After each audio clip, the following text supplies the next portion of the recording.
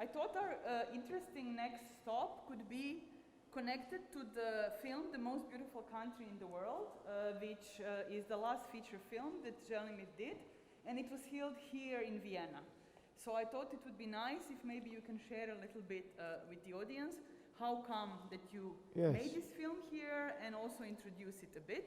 The film is screened in full on a timetable, which you can see here still for another week. Well, just a year before I came here, that was in 2015, I was making a film with migrants who are coming from Greece, from Middle East and from Africa, entering the Greece, Macedonia, coming in Serbia and heading towards the European Union. That means heading towards Croatia and Slovenia to Austria, or towards the Hungary again to come to Austria, and then to Germany. We made that film, which is called Destination Serbistan, and I learned a lot. You see, for me, making each documentary film is a process of learning. I do not make film like some colleagues do, take a camera and then film secretly something. We always, when we want to film some people, we first get to know them, present ourselves, and then ask them, are you willing to be filmed? And of course, when you are having this topic, which is actually politically and psychologically problematic for participants, then out of 10 people who you ask, only 2 or 3 will say, I am free to be filmed. Some other are under the threat of families, under the threat of police, under the threat of maybe some political pressure in their country. So they say, I don't want to be filmed. So we did that filming, and then of course those people who wanted to be filmed, they explain us much more than we have in press, Western press or Balkan press. They have been speaking about the situation in their countries, what pushed them to this very difficult, adventurous and dangerous path. Then they explain us how actually the technique of this whole journey is. I thought that they are having maybe some money in the pocket and when they hide maybe some gold and so on. No, whenever they come, they ask for the post office where they can actually have some small amount of money transferred, 20 euro or 50 euro by some friends in Western Europe and so on, so that they can make 100 kilometers or 50 kilometers. Then everybody was saying, we don't want to stay in Macedonia, we don't want to stay in Hungary, it's impossible. We are heading towards Austria and Germany, because there, in that moment, borders have been open, and first of all, of course, the president of the German government, Angela Merkel, was quite open to this wave of migrants. It is not open how some, conservative parties are now accusing them. It was open because in German parliament there was a debate what to do with the actually not enough working people who are needed for industry and also for filling the budget and pensions in Germany. So I was with some other film, those days when that debate in parliament was going on, I was present in Germany and listening the parliament debate, and I know that actually German parliament said we have to open our borders and to actually make some sort of multicultural and of course ethnic, multi-ethnic society because of that need. And then, when we made the film, it went very successfully. Our film from Serbia all over the world. And I was touring from America to India and having debate, but after every screening, I heard the question which I did not have answer to. The question was, what happened with those people who went in Austria and Germany? With some of them, I have had some contact, but I didn't have any picture. So I contacted some friends here in Austria, asking, are they interested in making a film how these migrants, when they come here, and if they want to stay here, how they go through procedure, through process of learning languages, what is the actually what police is asking them, how the state help them to learn language, how the state help them to survive, how they make these asylum centers. And I found very good friends of mine. Maybe you know the name Tina Lajš. She's theater director and also making films. And Peter Rössler, and they said, yes, we will help you. Come, we will try to find some financing. So I came here not knowing anything, not knowing your institution, not knowing the people who are dealing with migrants, nothing. But what we do, we go then in research. We go in research. That means we write letters, go institutions. In the first weeks, we have been extremely well received by Asylum Center. That was the end of 2016. So in Vienna, you have 40 those asylum centers.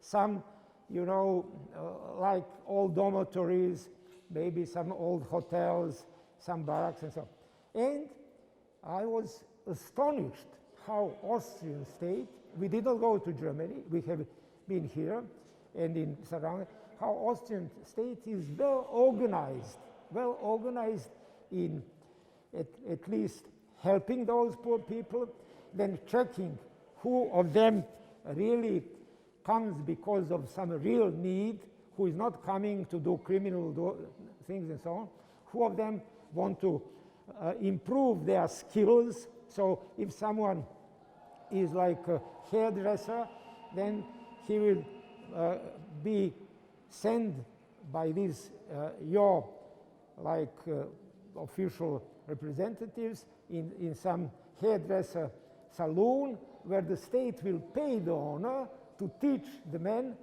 on the way how the people in Austria shave beards and cut the hair. If another is making the pizzas, he will be sent in pizzeria and state will pay. So fascinating. Many of the people have been young, like 70% men and boys and girls have been 20, 25. They have been going on these courses. They have been learning language. And for me, what was fascinating, that many of them in 6-7 months, half a year, they spoke excellent German. Luckily, ich verstehe auch Deutsch und ich kann ein bisschen sprechen, aber sie alle aus Afghanistan, auf Iran, waren 100-mal besser als ich, weil ich habe nie in irgendwelche Schule gegangen. Ich habe mein Deutsch auf die Straße gelernt, wenn ich Gastarbeiter war in Deutschland in 70er, wo ich Filme gemacht habe. Aber diese Junge, das ist faszinierend. Und erstmals, wir wollten filmen, wie diese Prozedur, how this procedure goes. But then, after 2 weeks, all institutions have been closed because you in Austria, in December 2016, you have had election for the president, you see. And because of this election for the president, then the institution should not be allowed that everybody is filming and maybe making some political speech. So we have been on the street, and I asked those people, what shall we do now? I cannot film you in a Xilium Center. I cannot film you on your language courses nowhere. And they said, okay, but we would like to present ourselves, not all. Again, out of 10, about 2 or 3 wanted. And I said, okay, let's then organize some meeting and discuss. So we discuss it, and I have been learning from them the pieces of their life and struggles and problems what they have. What I have learned? I have learned that actually we, domestic people, we think that they are under the big fear of police and maybe feeling some hatred of the local people and so on. I said, no, it is not a problem. We are received in Austria much better than what we have passed through on our journey. So these people are fine. The state is helping us. They are giving all this assistance. But something what is hidden, what nobody of you knows, we have a problem with authoritarian culture of ours and authoritarian structure in our families. Our fathers or brothers, older brothers, they want to rule younger people. They don't want to let us to have this pocket money what we get from the state. We have to bring that back to them. They don't want to let us to have friends as we like. They don't want let us to marry the girls or boys who we like. So we feel something what is most precious in this so-called European world, and that is the feeling of freedom. That is actually somehow pressed by this authoritarian family situation. We don't know that. We thought that, I thought when he goes to his grandfather, then he will be making fun. No, that is this fear, this old-fashioned Afghanistan, Iran, and so on type of family situation. And then they said, we would like somehow to tackle that topic.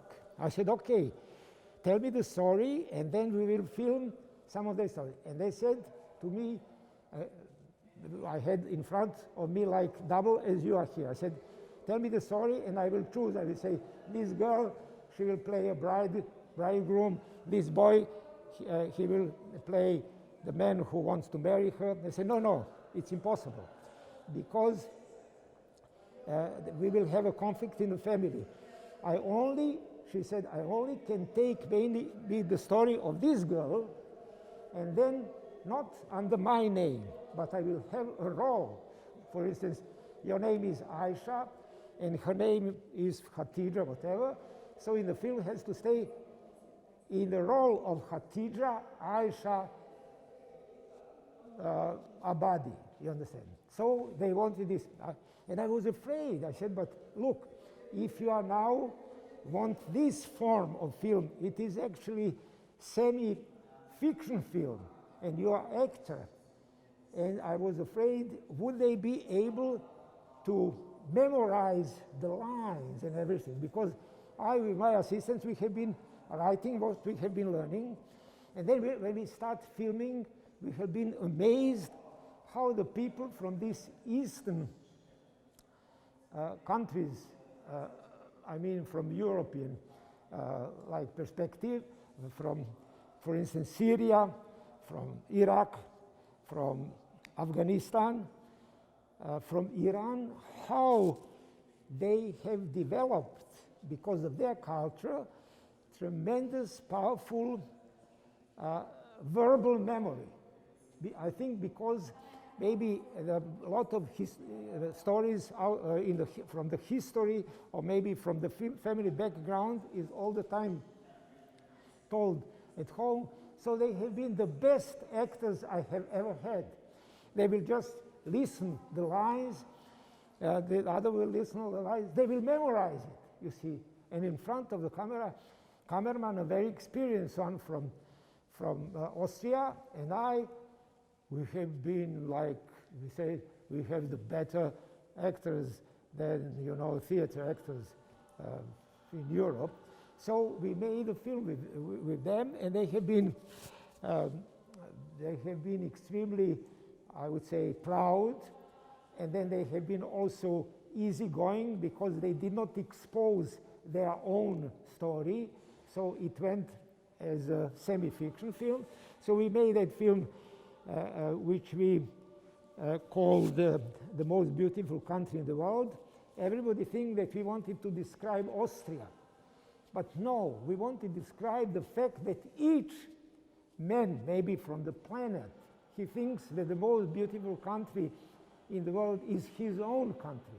So even in the film, when one young girl asked old grandfather, tell me which is the most beautiful country in the world, he who has tremendous troubles in Afghanistan, as his actually minority who is oppressed with majority, said, but the most beautiful country in the world is Afghanistan. Afghanistan is such a glorious one. So you see. So for you it can be valid that it's Austria too. It's open. And it is also for Austria. It is also, of course, as Austria is one of those countries. We will continue upstairs, but I really have to ask you, we can't go to the stairs in these numbers. We will not start before everyone is up, but please take it very slow and only by people who know each other, and Abstand is crucial. Please. And I would ask you, if you have time, to watch this film, this one which is running here, because it is a very good example how to work on an extremely low budget level. You see, because this is what I told you. Normally in Europe, someone will be waiting for €500,000 or €1 million to collect. And we have had only 70,000. This Austrian said to me, it is minimum. I said, okay, we are making minimal film, you see. So let's do it minimum until the topic is hot. So we made this film, and the film went all over the world up to now. It was shown like and praised in the United States. It was shown and praised in, of course, these European countries from England to Italy. So, but really praised. For instance, just a year ago in Rome, not on festival, there was a festival, so-called Galleria Nazionale. They said we are showing 10 best European film in 21st century. And they showed this film in one cinema place, and on the right side there was big exhibition in Galleria Nazionale of Michelangelo, and another of some. Visit company for your act. Just please slow and. Čak razmišljam, možda ću, gledam koliko je, sad smo pola sata. Možda ću nešto izbaciti, razmislit ću sad šta. A šta nije, tebe brine što je se mnogo okupilo? Jako mi brine. Da će neko da dođe pa da te zezne? Ne, trenutno kršimo zakon, znaš, jer zakon je 6, a njih ovdje trenutno ima 16. Koliko, 16? Je. Tako da, Žilnik, mi smo u ilegali, ti i ja. Samo da sam. Ne, mi ne znamo da brojimo. Ne znamo brojati, da. Evo mi tamo u kut i njima ću reći da se...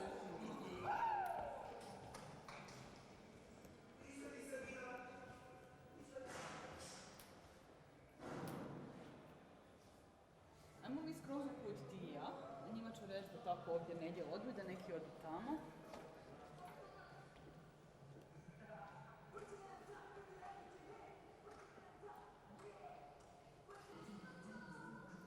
Thank you very much for spreading again. So as you will see through the exhibition, we really tried to make the exhibition, which we thought was also very inherent for Žilnik's practice, that it's not the exhibition only about him, but it's truly also about all the people that he is working with in his films. One of the rare sections, which is more documentary, so it's not really based only is this wall with the documentary photos from the very beginning taken on location.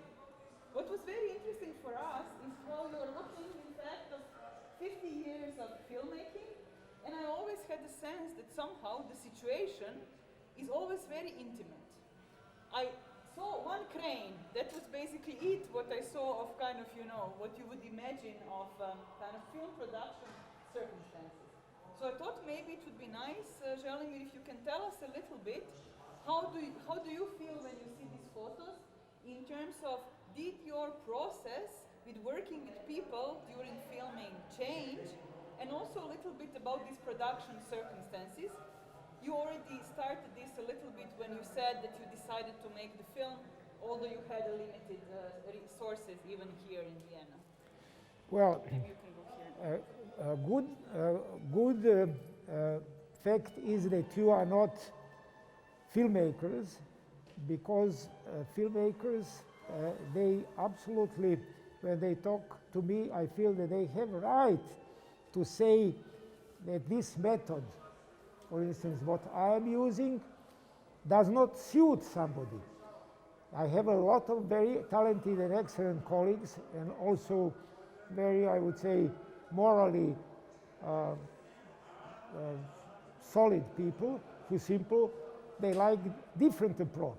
That is, films with much more budget, films with much more scenography, films with actually much more heavy and expensive technique and so on. And it is absolutely the, how would I say, freedom and appropriate that everybody choose what they like. So I have chosen this approach not only from the practical reasons, but also from the reasons that I feel as we are more in communication, not making any sort of structuring of position, who is cinematographer, who is director, who is assistant, and so on, but having some sort of commune where everybody is trying to bring his abilities and knowledge inside. That for me is simple, somehow more, how would I say, interesting and intriguing, and also on the level of collecting the facts and knowledge, more open for that. There are also, some people, that is also in writing, who do not want to hear any news and to change the already fixed plan for today. But I am different. When I have a fixed plan, then I also ask the people and see, is everything what I give as some sort of advice, does it appropriate?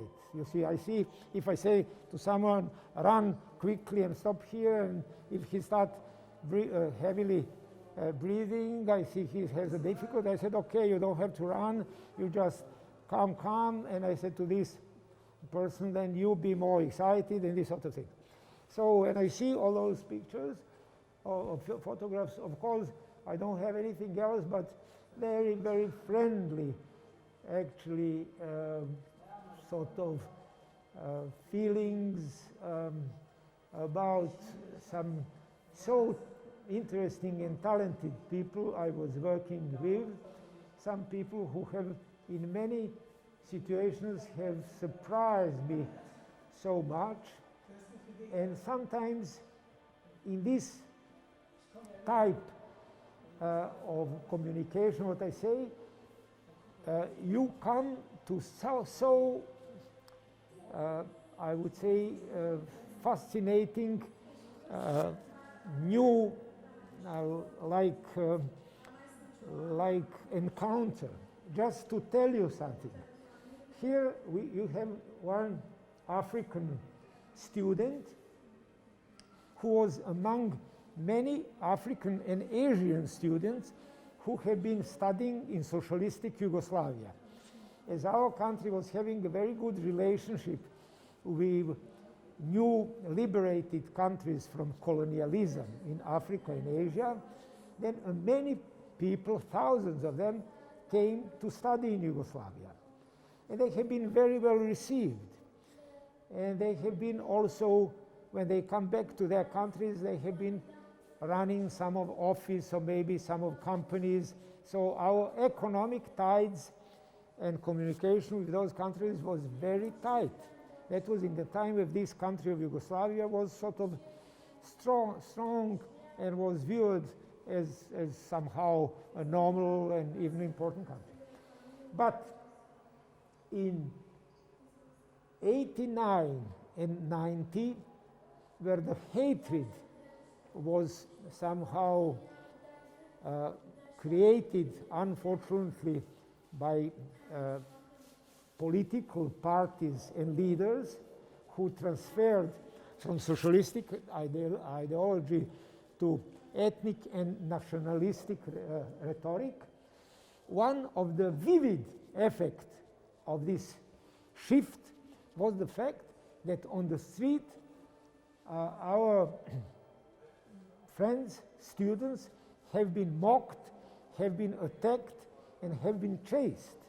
When I heard that, I decided to make a piece, film piece for television, which will follow this new development and accuse this new hatred. So I have gathered a crew and listened to the story of the students, and I was surprised of how it's going badly. And we made an interesting story where in one moment to one of students who had the story how he was chased on the street, I told him, we will present this moment how you rescue yourself. And he said, I rescue myself as I just went on the marketplace and stay together with some Roma people who are also black. And when these aggressive people run beside me, they saw a group of Roma, they did not recognize me. So I said, okay, as we are filming on a Danube River, there is not a marketplace, but I say a lot of Roma are living here. And my assistant, I asked some assistant who I have, find Roma family who wants to be filmed and who is also quite black, so the men can run in the courtyard of that family and hide from those who are chasing. And we have car, camera, sound. We are making this scene, and this guy, he ran in a courtyard, and this old man who was a host there, I told him, when the student comes, then you sit and ask him what is his need and hide him somewhere. So when this guy who was acting ran inside, the old man just embraced him and he said, brother, it's good that you came. You know, we are very close neighbors and we can say we are brothers. From which countries are you? He said, I'm from Sudan. And he said, I'm Roma, but we are from Egypt. And Sudan and Egypt are very close, so please sit here and be my guest. And then he started some story which was most funny. He said, you know, now these Roma people understood that they are Egyptian, so we formed also Egyptian national group. We formed our party. We now have some contacts with real Egyptians, and we will help you to go back first to our Egypt and then to Syria. And we from the crew, we have been so stunned that they are now, and also this guy who spoke Serbian, he said, I did not know that there are so many Egyptians, but yes, we are.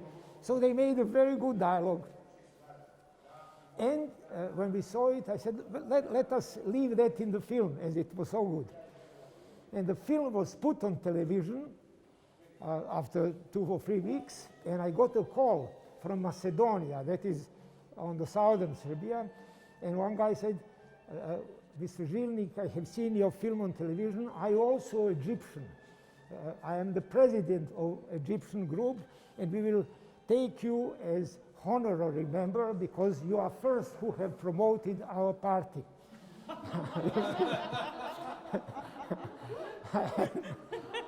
and Well, and that's for leaving the things open. Look. Very good things come out of it. yeah, and it went even to the surreal situation. After 2 or 3 years, when actually this war came and Milosevic was accused as someone who was provoking the war, then the Western politicians dragged him somewhere in France for negotiation, as you know, and he took also some minorities. So he took even some Egyptians, because he was actually proclaiming the hatred with the Albanians, but those Egyptians and, you know, some otherness. So he brought also the group, and they called me and said, do you want to go as our representative with Milosevic in France? Well, it could have been a political career. I said, look, I'm very busy, I cannot. yeah, that was in Rambouillet. Let's still go to the exhibition a little bit, and maybe one more question, and then we also like to watch yourself. So basically, we also try to offer different parts. So on the fences, there are sections that are titled about some of the topics that we felt were really important for Žilnik's works, and all the monitors hold film excerpts that Žilnik generously allowed us to make. So in a way, if you just see that, they're between 1 to 2, 3 minutes, you can get sense of some topics and perhaps see which movies are you interested in. On the outer walls are the short films that Želimir was making from mid-60s to mid-70s, and we are showing all that are here. And then in the 2 projection rooms, there are 2, let's say, selections. One of feature films. One is more concentrated on films which have a kind of a strong female character as the lead, and the other one is a very rarely talked about and rarely shown work that Želimir did on television. So I was thinking that maybe for the last question, you could tell us a little bit. This was after Želimir came back from Germany, where he got also kind of, how would I say, gently expelled because of his film parodies that you can see also in the other feature movies selection. And the TV work was in fact something you started when you came back to Yugoslavia. And I think today, when we are all kind of really, how would I say, hooked on Netflix and all these forms, it's also interesting to see a little bit how was these production circumstances for you back then?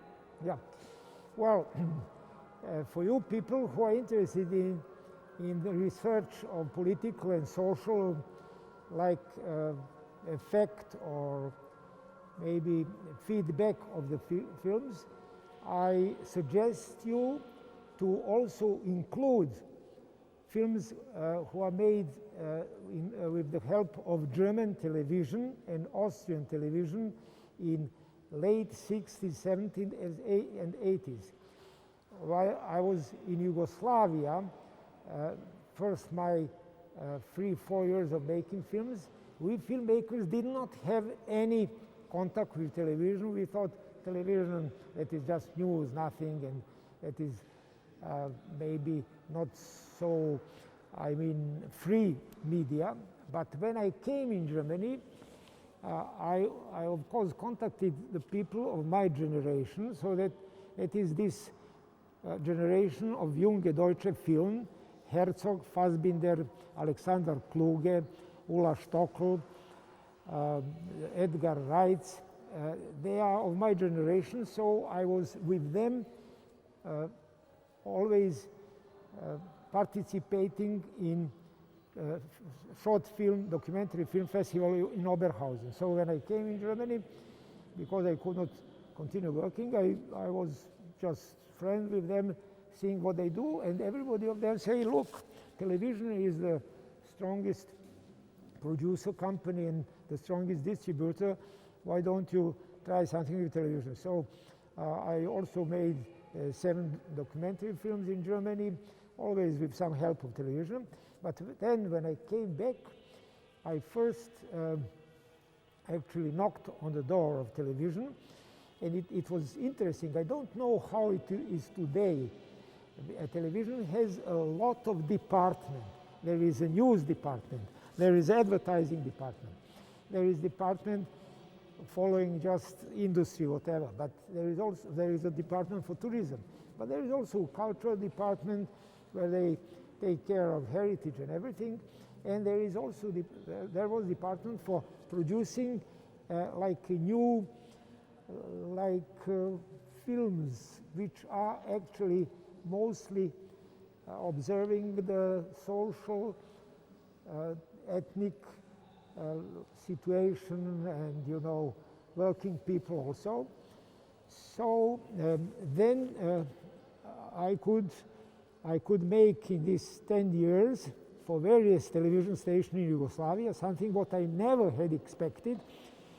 12 long films and 1 TV serial. And of course, my main problem was how to stay in the topics and style I'm interested in, and how to produce something what, when finishes, is going in so many millions of families. In Yugoslavia, there was about 5 million of TV users. So I was thinking, look, I should produce something what also the grandfathers can watch, and children and mothers and uneducated people. And I found the way. Why? Because I started being interested for broader situation in actually society differences. So in one moment, just being engaged on television, working and sitting in editing room, sometime for each piece about a month, I got to know the people who are working during the night on television, and many cleaning men and women.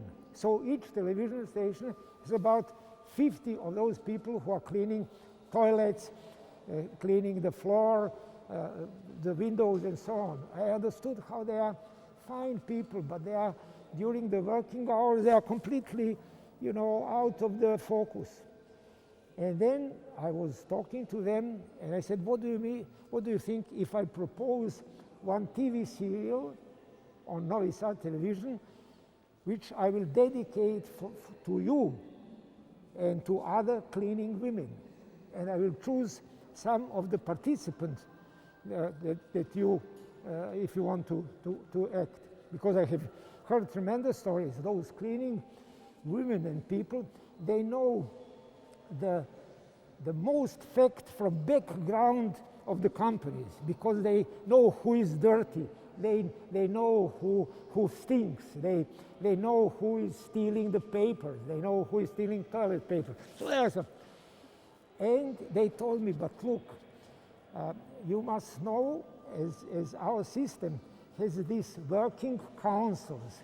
In our country, in this peaceful time, every factory was run by the general manager, but then the working council was somehow this gremium, where from each department come 2 or 3 people.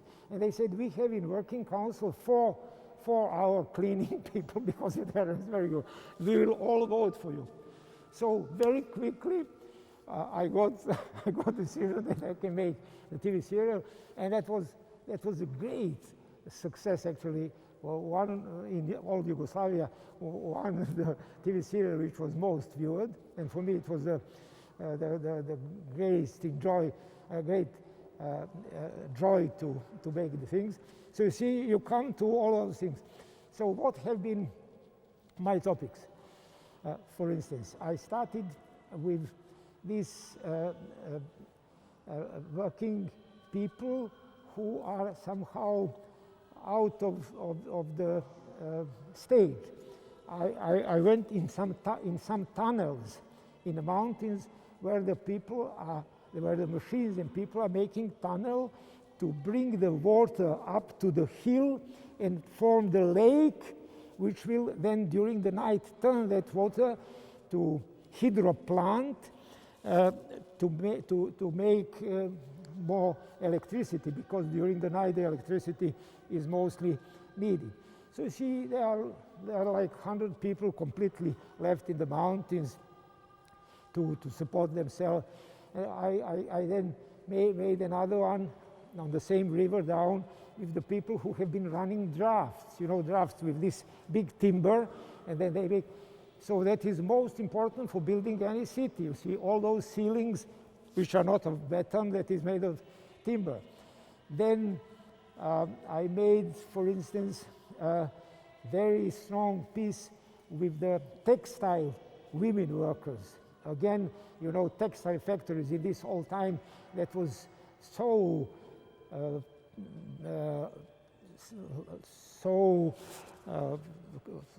strong sound and some sort of trembling, because the machines have been so huge, and temperature, and only women could work there.